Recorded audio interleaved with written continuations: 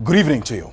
Welcome. This is the business news here on News360. My name is Alfred Okansi. Let's go on to our first story this evening. And Trade and Industry Minister Ekosbio Gabra has challenged local wood manufacturers to prove their competence. According to him, the industry, which is worth about $60 million, is on the decline.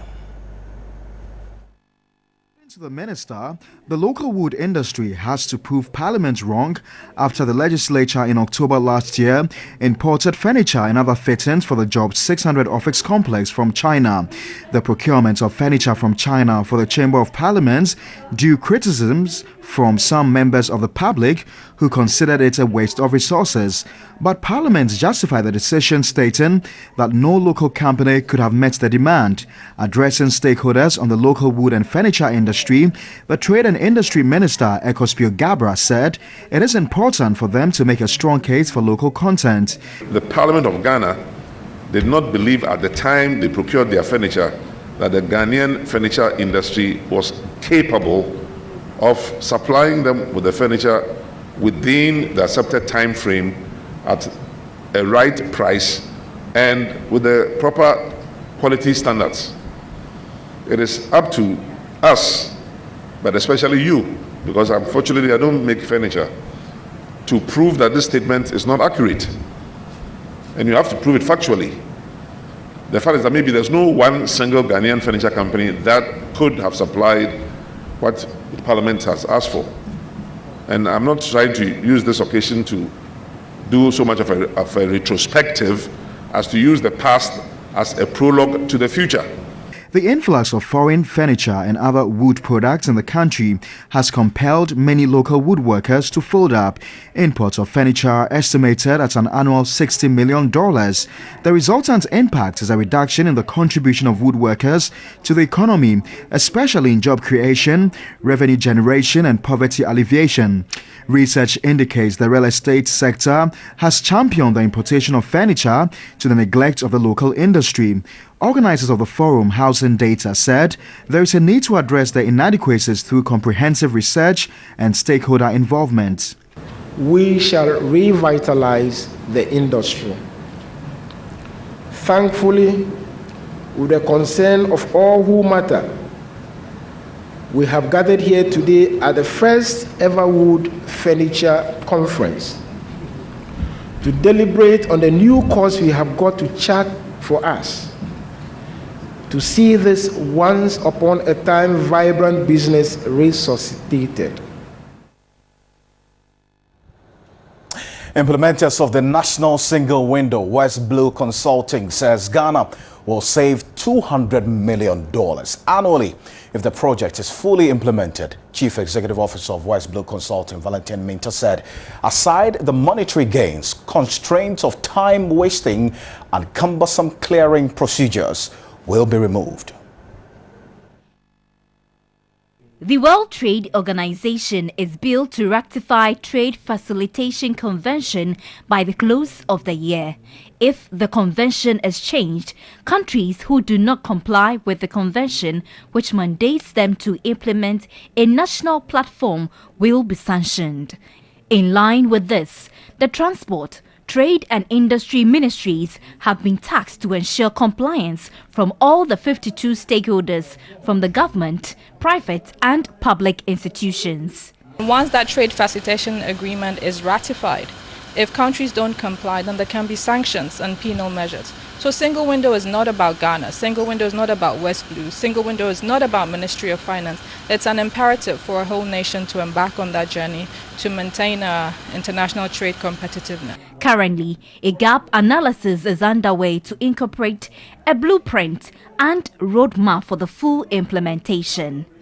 The National Single Window Project seeks to improve national trade competitiveness. A tax policy advisor at the Ministry of Finance, Dr. Edward Labisian, says the implementation of the Common External Tariff and the National Single Window tax policies will help reduce Ghana's budget deficit. He explained these policies are likely to boost revenue generation.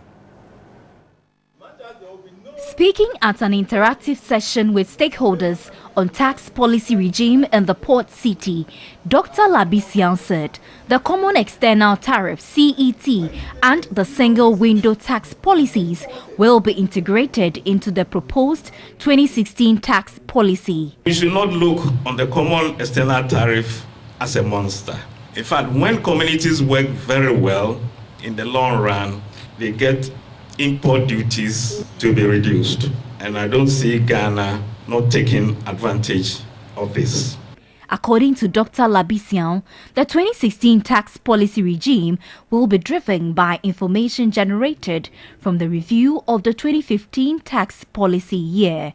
And since the implementation of the national single window at the ports, figures available indicate that collections of Customs Division of the GRA has increased by 1.66%, and progress is still continuing.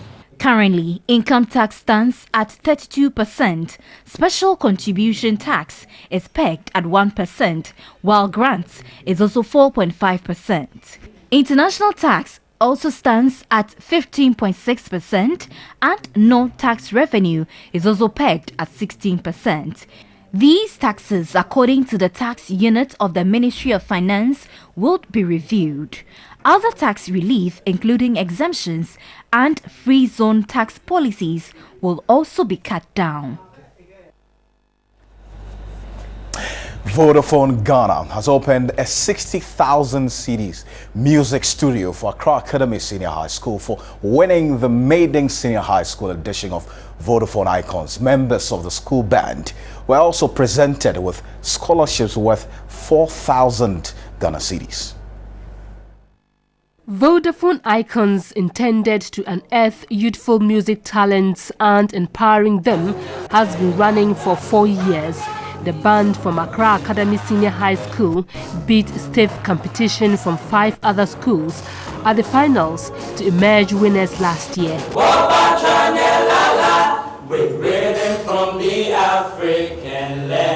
The Blewu boys beat Osetutu and Adisadel College in round 2 of the finals to win the coveted music studio and to represent Ghana at the Global Vodafone High School competition to be held in Turkey. At the Free Zone International High School Musical Contest in Turkey, they emerged the best in colorful performance and best international art. This is one time that we are getting a studio.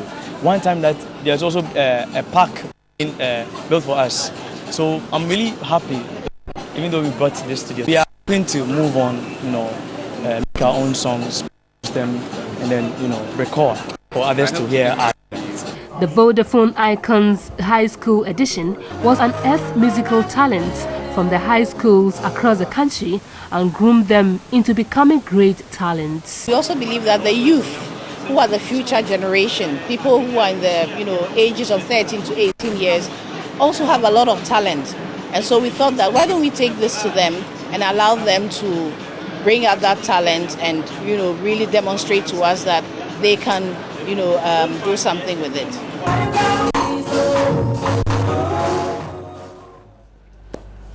All right, so let's find out how the commodities have been faring on the commodities market now. And Ghana expects to produce 900,000 tons of cocoa in the upcoming 2016-2017 season, which begins in October.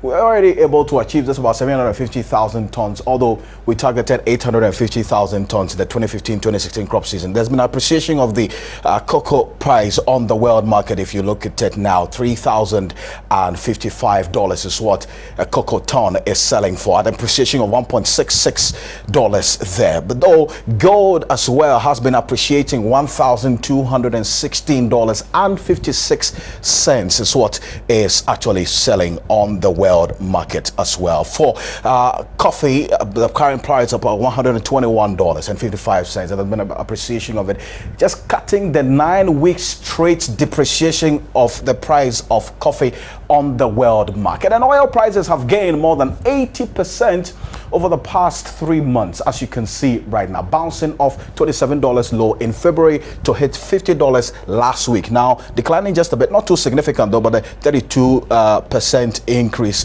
there. So that's what we're experiencing. But the resurgence of the Niger Delta militants has reached the level of an all-out renewal of conflict, and attacks are now also coming on a weekly basis. Nigeria is suffering as a result of that.